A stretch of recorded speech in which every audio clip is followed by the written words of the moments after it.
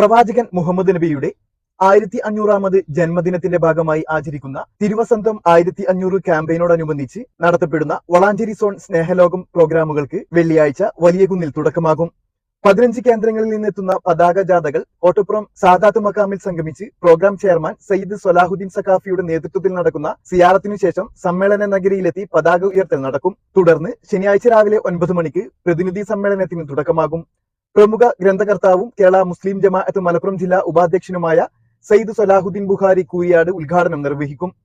പ്രവാചകന്റെ ജീവിതത്തിലെ വിവിധ വശങ്ങളെ സൂചിപ്പിക്കുന്ന മധ്യമ നിലപാടിന്റെ സൗന്ദര്യം, പ്രവാചകന്റെ കർമ്മഭൂമിക, നബിസ്നേഹത്തിന്റെ മധുരം, ഉസ്വത്തുൽ ഹസന, പൂർണ്ണതയുടെ മനുഷ്യകാവ്യം, സ്നേഹ സന്ദേശം എന്നിവ ചർച്ച ചെയ്യും. സമ്മേളനത്തിൽ SYS സംസ്ഥാന ജനറൽ സെക്രട്ടറി റഹ്മത്തുള്ള സഖാഫി എളമരം, സംഘടനാ നേതാക്കളായ M Abubakar master Padikkal, Alavi Baqavi Attupuram, M Abdul Majeed Ariyallur, Abdul Majeed Ahsani Chengani, CKM Farooq Pallikkal, CK Rashid Bukhari, Mathrubhumi senior assistant editor KC Subeen എന്നിവർ വിഷയാവതരണം നടത്തും.